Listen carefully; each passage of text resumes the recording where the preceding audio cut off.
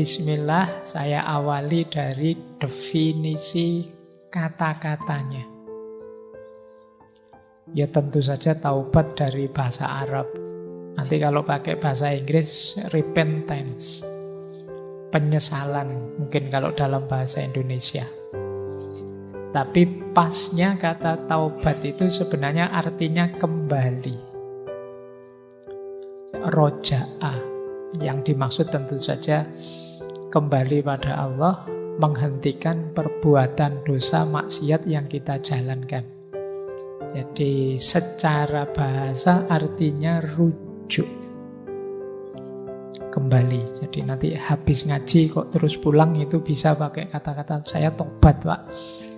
Saya ngaji 2 jam tobat, saya sekarang tobat, bisa artinya pulang. Rujuk. Ya ini bentuknya masdar. Taba yatubu taubatan. Nah nanti menarik, ada istilah yang satu rumpun dengan kata-kata taubat ini, yaitu kata inabah dan aubah.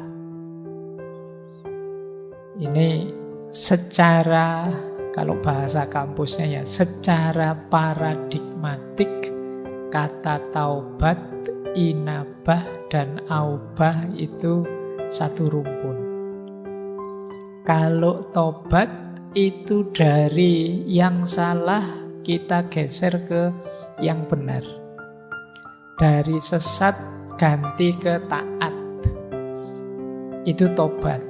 Kemarin dosanya banyak, kemudian saya tidak mau lagi melakukan dosa, ganti yang dosa dengan kebaikan, namanya taubat.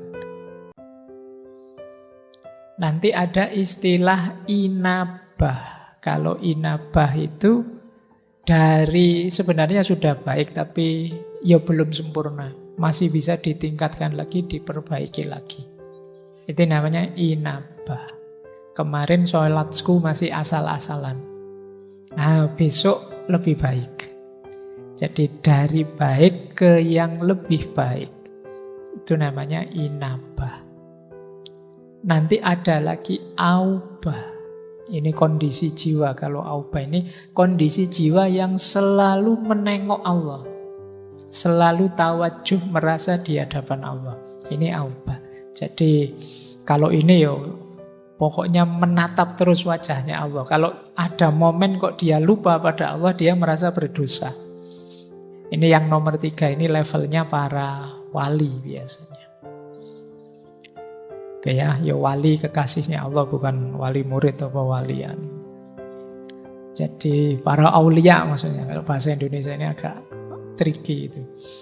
Nah, jadi ini satu rumpun. Ada taubat, ada inabah, ada aubah. Alhamdulillah kalau teman-teman sudah selesai urusan taubat, saatnya untuk inabah, memperbaiki diri. Kalau sudah beres di inabah, mungkin bisa naik ke level 3, namanya aubah. Nah ini, cuma saya tidak yakin sudah beres urusan taubatnya. Dosane sih oke, wong kalau buka HP kadang-kadang ngelirik-ngelirik yang tidak harus dilirik. Nah, ayo ya, bismillah kita latihan. Memang manusia tidak ada yang murni, tidak ada salahnya. Kita itu tempatnya salah dan khilaf. Meskipun khilaf ini sering jadi alasan. Mohon maaf Pak, khilaf. Saya kan manusia Pak, mesti gitu.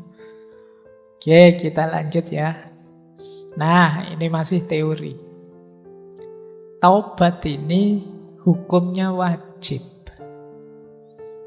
Jadi kalau teman-teman nanti menjelajah ke banyak kitab karya para ulama, pasti di situ ketemu kalau ada yang tanya hukumnya taubat wajib.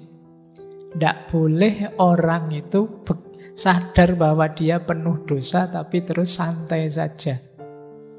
Wajib. Nah, jadi ada ayatnya itu, silakan dibaca Al-Quran surat At-Tahrim ayat 8. Ya ayyuhalladzina amanu tubu ilallahi taubatan nasuha. Wahai orang-orang yang beriman, bertobatlah kepada Allah dengan tobat nasuha. Tobat nasuha itu tobat yang paling murni. Nanti para ulama definisinya macam-macam. Itu saya ambilkan beberapa definisi dari para ulama. Tobat nasuha itu apa sih? Berarti nanti ada tobat yang tidak murni. Ada berbagai motif tobat yang tidak nasuha. Yang nasuha itu apa? Yang kata Al-Kalbi, tobat nasuha itu hatinya menyesal, lidahnya mohon ampun, berhenti dari dosa, dan niat tidak akan mengulang lagi. Jadi lengkap.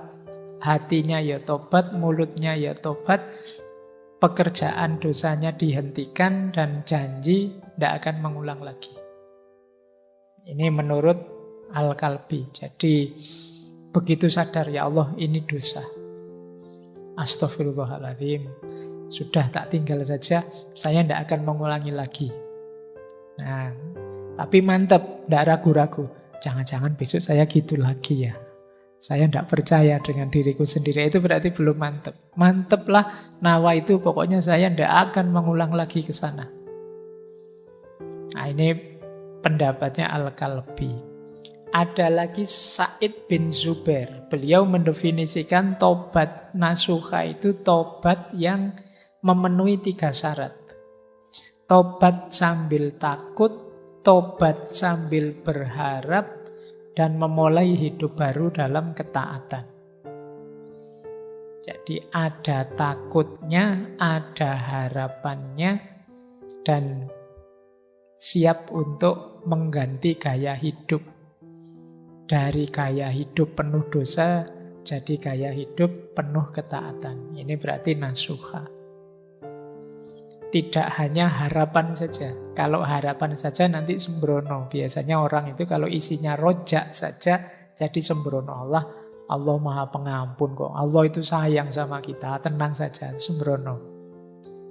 Atau tidak ada harapannya, isinya takut saja. Bayangannya neraka. Wah saya itu. Nanti membuat orang putus asa. Harus imbang. Ketakutan diimbangi dengan harapan. Tapi juga diwujudkan dalam perbuatan. Nah, gaya hidupnya harus ganti. Jadi tidak ada ceritanya, katanya kamu sudah tobat, kok kembali lagi ke sini. Ayo besok tak tobat lagi lah, gampang. Nah, itu berarti tidak serius tobatnya. Jadi tobat itu ya memang ganti gaya hidup. Yang ketiga ada definisi dari Sa'id bin Musayyab. Tobat nasuha itu menasehati diri karena salah dan dirinya patuh dinasehati. Ini menarik definisinya. Menasehati diri sendiri. Dan manut. Kadang-kadang kita itu kan ngomong ke diri kita sendiri, dibantah-bantah sendiri. Yang bikin doamu tidak kabul, yang bikin cita-citamu tidak wujud, yang bikin keinginanmu tidak terlaksana, itu seringkali karena kamu sendiri yang bantah. Semoga saya bisa segera lulus dengan nilai terbaik.